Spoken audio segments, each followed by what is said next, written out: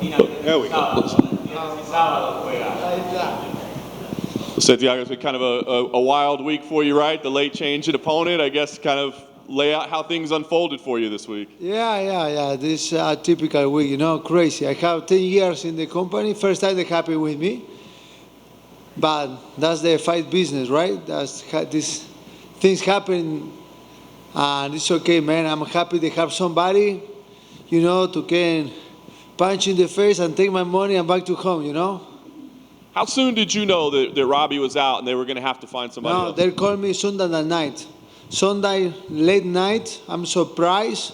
I surprised he injured on Sunday night. I don't understand the communication. For probably the last days close to the fight, training very hard, and I take a call from my manager, Ali Belaziz, Sunday night. He told me the Sean Shelby called him in the right moment that he called me and said that Robbie feel pain and I need to be an MRI and he out of the fight. I don't know what kind of injury are. I don't know. I'm surprised. They're very, very close to the fight, but sometimes happen and, fuck it, I told you. I'm happy they put other body there, let's go.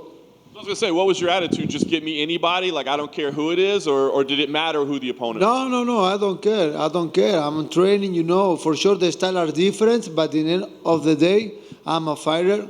I know that shit, I know to fight, man. And, brother, I waiting long time, to fight in December. My last fight is in May, and I want to fight in September. In my head, in my perfect world, my idea I fight in September and also fight in December, make 2 fights more this year. And I'm waiting for December, but they give me a good fight. I think I'm waiting, and now they changed the opponent in the last minute. I'm not going to take more time, They say, put somebody. And this is the option they give me, right? That's the option they give me. They say, well, we have this kid in 180 pounds. I am the weight. They say, okay, let's go. Let's do that.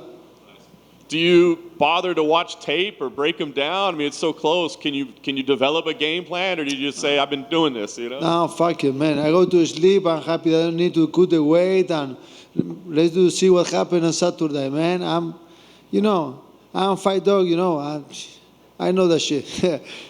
I know the last two have been kind of heartbreaking, right, with split decisions. I mean, has that forced you to change anything? Have you had to address your fighting style and maybe change anything? I always try to improve, I always try to improve, I'm working hard in the gym and I try to improve. I have a lot of good partners, a lot of good coach in American top team. I'm still there, For sure, I'm pissed off.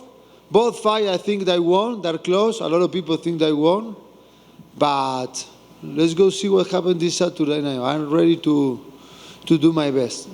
Is there any danger of a lack of, I don't want to say focus. I mean, everybody's dangerous, right? But Robbie Lawler's the legend, been around forever. Alex is a heck of a fighter, but not a legend like Robbie. Is it difficult to have the same motivation or focus with that change? No, man, the motivation is still there, motivation for me are, change the opponent, but the goal are the same, the goal are to finish the guy stay in front of me, I don't care who are, it is no personal business, right? I need to smash whatever stay in front of me, take my money back to home, continue working, and continue doing what I do, and this is the same shit, That's a good kid, man. He won 8 on the last 10 fights and have 4 victories in a row. And I think this is good for him. I think that's good for me, for when I beat this guy, I can prove to the world that one of the best welterweights. Last thing for me, I mean, Alex, as you say, he's been some pretty entertaining fights. Are you seeing this as it's going to be a pretty entertaining scrap back and forth, or do you feel like you can dominate? How do we see this go? No. I think that's going to be a fun fight, and that's going to be fun for the fans. I think they're always my fight, they try to do, this is my style, realistic. My style is exciting, and I know this Saturday going to be a exciting match. Santiago in front. You had recently sent a message to Canelo telling him to leave Lionel Messi alone. Of course, man. Canelo also, he ended up apologizing. I think he was right. So what did you make of Canelo's apology? No, that's good, man. If he feeling that's apologies, I think that's good. Everybody can do mistakes. If he make a mistake, it's good he recognize, right? But for sure, man, if touch with Messi, touch with all Argentina, we love this kid, especially when you saw the guy is no respectful when you looking for Messi and you evaluate his career, 10 years or more, and I think he's the most respectful guy that I know, and that's. I pissed off with that. A lot of people start a war, Mexican, Argentina, but I say, no, stop with that shit. I love Mexican, I have a lot of friends from Mexican, Brandon, a lot of people, fighters, a lot of people outside the fight, I work in the TV with a lot of Mexican guys. I work for Mexico, I love Mexico. Nothing personal with Mexico. Just only think they can do a stupid thing, and he recognized. And I think that's great, he recognized, and that's it, they're finished, So do you think he overreacted? He was just upset that Mexico lost in the moment? Maybe, I don't know, man. Soccer make you pissed off. I understand that. I love soccer. I love soccer. I'm pissed off too, And also, I'm excited for my fight, but I'm so excited for Argentina Friday too, I'm going to do my weight early to go to watch the soccer game. I was going to ask, how is Argentina right now? Oh, that's the good. World Cup and you fighting. Man, that's amazing, man. I'm excited. I'm excited for everything we live in Argentina, People are super excited with the World Cup, but then also they give me a lot of good energy for the fight, and man, that's good things. Santi, first time you speak in English. Between us. You're speeding up the weigh-ins on Friday. Have you seen any spot to see the match against Netherlands? The match is at 11. The weigh-ins is 2 hours early. No, the weigh-ins is 9 to 11. 9 to 11, yeah. Yeah. But I'm gonna try to do the first guy doing the weigh-ins and go to watching the soccer game. Start 11 Argentina. Santi, tell me how important is the extra 3 pounds you pack to this fight? I already in the weight, I'm just okay. I do my good weight good, I never had problem with the weight, and for sure always we need to sacrifice, but it's part of the game. It's no easy, but I never had problem, and I doing everything right. But when they give me this option, they not give me the other option, right? They told me this guy in this weight. I say, okay, let's do it. I'm okay. I'm eating good. The first time, I'm the 5 week and eating good, But that's good. I think they're gonna be better for me. Hey, Santiago. I just wanted to ask you, you mentioned loving soccer, and just recently Dana came out and said that soccer was the least talented sport on earth. I'm just curious if you could respond to that. The what? Dana said that soccer players are the least talented sport on earth. Less talented? No, I don't think so. I don't think they are the less talented. There's no easy. You imagine this sport, all kids around the world try to be soccer player. Well, in a lot of countries they try, and they start competing very young, guys. They start to have 6, 7, 8 years. If you start with have 15, 18 years old, you're probably not gonna stay in the really, really high level. I think it's competitive. Maybe it's other different kind of competitive. If you looking for us, how working we are for prepare for the fight. Maybe it's different, but I think that there's no easy. Thank you. Santiago, here in the back. All the way to the back. Hey, brother. I wanted to ask you, with the short notice change, is it more pressure, less pressure? Is it freeing that you're kind of just going to be able to go in there and fight without overthinking a game plan? How does the short notice change affect that mentality? Are the same shit. Same. Change the game plan for sure. One guy is southpaw, other guy is orthodox. Change some things, but in the end of the day, it's the same shit. It's go inside to the cage and prove to myself what I can do, and that's it, man. Thank you. Santiago right here. Obviously, as a commentator, you get a good seat for a lot of the big fights. Next year is supposed to be very big for the UFC. Return of John Jones, maybe against Ngannou, rematch Pereira, Adesanya, Usman, Edwards. As a commentator, which fight are you most looking forward to talking about? What is the fight that I most like to watch? And to commentate. To commentate? Yeah. No, there are a lot of fights, man. I love this game, and this all the time, a lot of good fights, you know, and a lot of surprise sent to the Leon Edwards with Usman, and always, I think, you know, I really enjoy broadcasting the fights, and thank God the last time I working a lot, almost every show I'm calling the fights, and I like for I start to study more fights. Before I studied just more my division. Now I'm studying all fights, you know, and that's good, you know. We learn more about the sport. We watching the other point, the fights, and I'm enjoying, man. I enjoy a lot of fights. Argentina makes the final. Who do you want to see them play, France or Portugal? Man, I like Portugal. I beat these guys. That's gonna be fun. Because of Cristiano? Yes. Do you think that would be the biggest soccer game ever Ronaldo played in the finals? No, it doesn't matter. The finals, the better player is single. Soccer team are 11 people there inside to the. Is different. The best ever are Messi for sure. You know, the best soccer player in the history is Lionel Messi.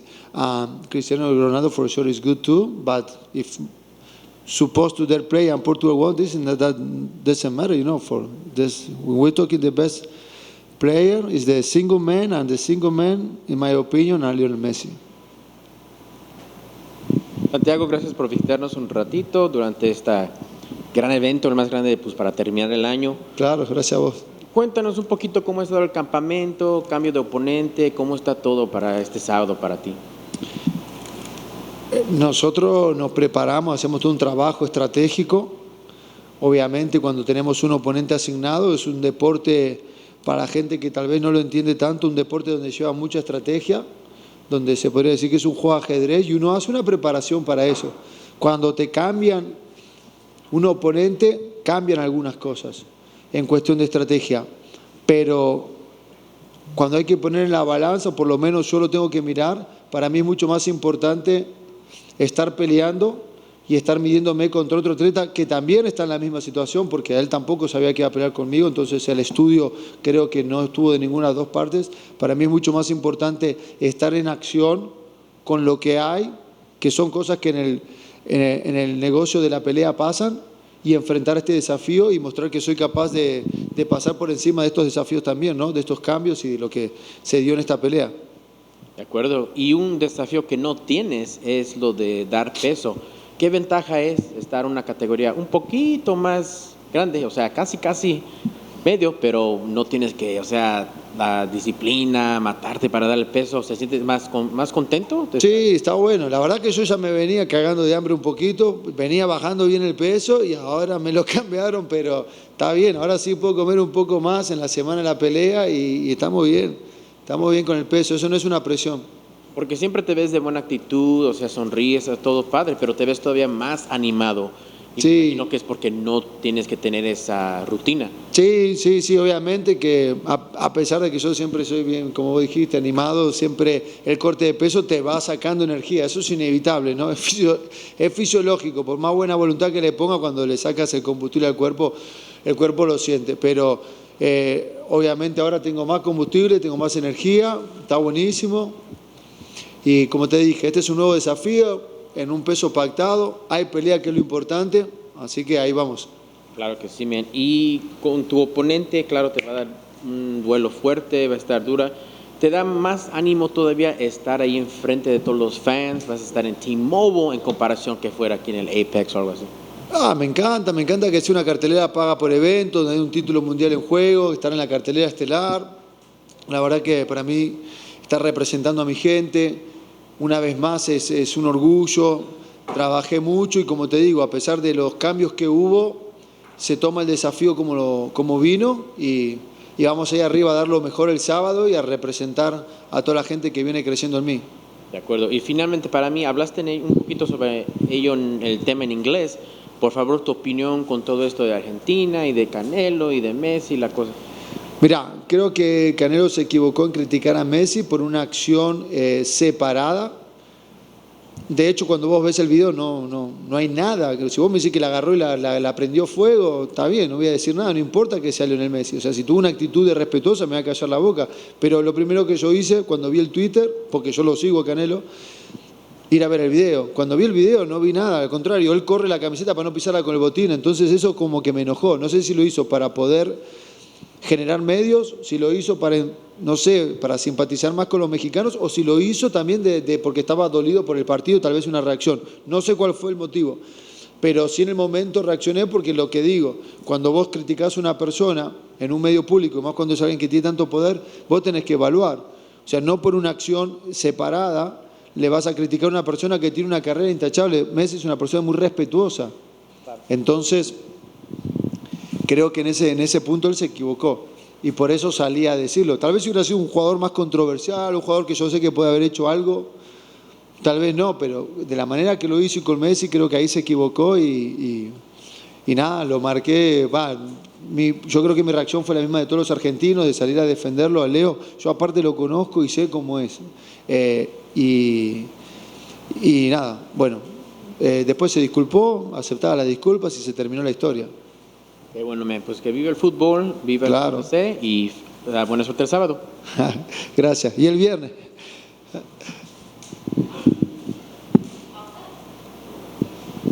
Gracias. Thank you, guys.